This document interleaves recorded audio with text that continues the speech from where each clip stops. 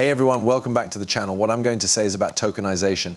XRP is what we'll talk about. John Deaton sent me a clip. I also have a clip from digital asset investor and the CEO of Uphold, and the video will be great. Follow me through the whole thing. Hi, my name is Crypto Sensei and I'm new to the show. I can help you learn about crypto here in the crypto space. I also bring a lot of XRP material.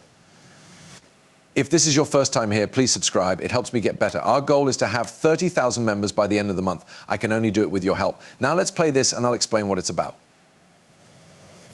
What the market is worth, because we now have a single digital chain of ownership that goes from the supplier to the investor.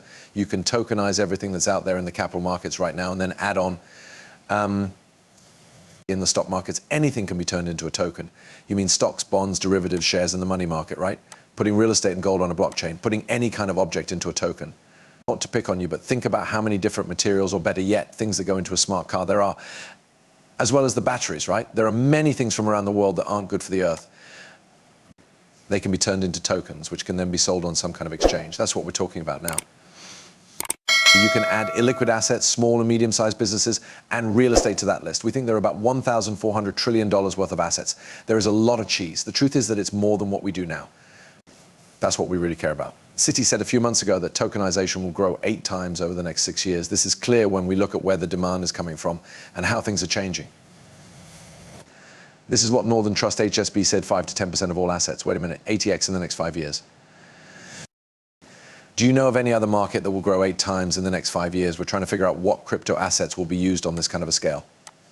Since we can all get into those crypto assets early enough, which is now, we all have the same chance, we just need to learn more about it. We'll be better off because of these worlds and tokenization. Tokenized, that's about 19 trillion, and it added up to 16 trillion. It's a big number no matter what it is. Then we look at that and say, guys, the truth is we're switching to a new system where value changes instantly then. That value moves right away through blockchain and DLT, right? To tokenize assets, they won't use Bitcoin for this, right? It moves too slowly, it costs too much. It has to do with moving trillions of dollars, right? It looks like this will be some Ethereum, HBAR, XRP, and maybe even XLM. Franklin and XLM Stellar are working together to turn real world goods into tokens.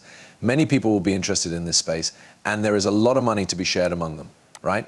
And this is our chance to get a piece of the future money, right?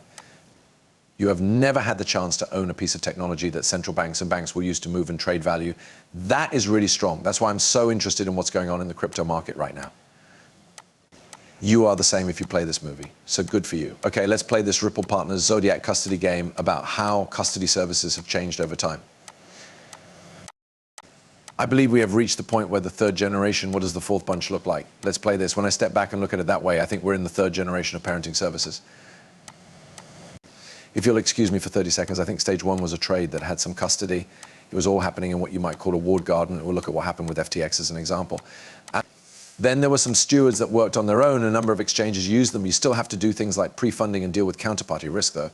So the industry is currently focused on off-exchange settlement or off-venue settlement or off-venue settlement to give a broader view. And this means that the assets are still being held by a third party and will be safe, secure, and regulated later on.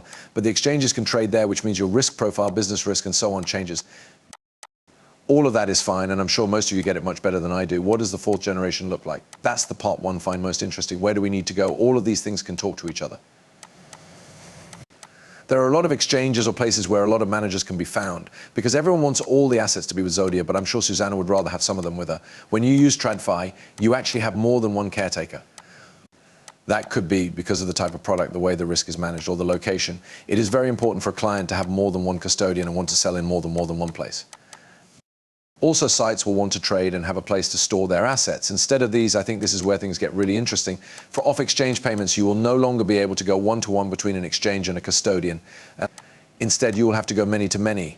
That's where the middle layer or a central like ClearToken or other projects going on around the world come in.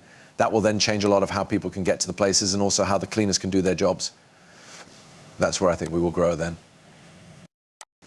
I believe there will be a big drop in the number of caretakers. I believe that a number of the trades will become much less common. I think the most interesting part is when the places come in and do something very specific for the clients. The answer is pretty long, but I think it's that many-to-many, which I think is going to be really cool. It's going to too many guys. There will be a lot of really interesting people in the room. And, you know, Ripple, XRP and all of their partners are at the cutting edge of all of these new ideas. That's why I like XRP so much. Okay, Darren Moore put this up. The time has come for banks to use ledgers. Look at this. JP Morgan has chosen to use a private blockchain. What was the process for choosing between public and private, for example? Okay, so banks have to follow different rules than, say, asset managers, or as the CC has listed us as transfer agent, and we are also a broker-dealer. The CC has rules that we have to follow. Banks have to follow all safe rules. In the US, the SEC is telling banks not to use public blockchains right now, the same way that core financial service infrastructure works. Our rules are different from theirs. And I do think that public blockchains are where the innovation will happen because of the fact that things can be done on top of them, among other things. If you want to understand the changes, think about how American Online and MSN were closed when the internet first came out. Then there's the public internet. The public internet is where new ideas were born, right? Because everyone could build on top of what someone else had already done, right? In the long run, I believe that public blockchains are the way of the future and will lead to new ideas. Of course, banks are limited, but they are still trying to be creative, like JP Morgan with Onyx. However, they can only do what the government lets them. It's a problem with the regulators. Also, think about this. If you're a bank and all of these deals are public, you wouldn't want them to be seen by everyone, right? Everyone shouldn't be able to see where your buyers send their money when they make transactions. That means this has to have a secret side to it. Okay, in this case, you're saying that since public ledgers are open to everyone, but private ledgers are only open to banks or certain companies, no one else can build on them. On the public side, more people can build on it, so it will lead to more great ideas, right? That's really cool. Clip with Uphold's CEO about Ripple stablecoins that earn XRP interest in the Uphold node. I'll play this now. I remember that we were told last year that we were now part of the Ripple Odal network. So Ripple uses us to handle payments for big businesses that are moving their money from one part of the world to another. It's been a lot of fun for us to do business in Europe, the UK, and the US. It's cool to see how big cryptocurrency can be used for useful things. We can see the flows being used, and big fintechs and banks use it every day. For us, it's a great piece of business. You already know that we really believe in blockchain technology. We're not really interested in crypto as a way to speculate.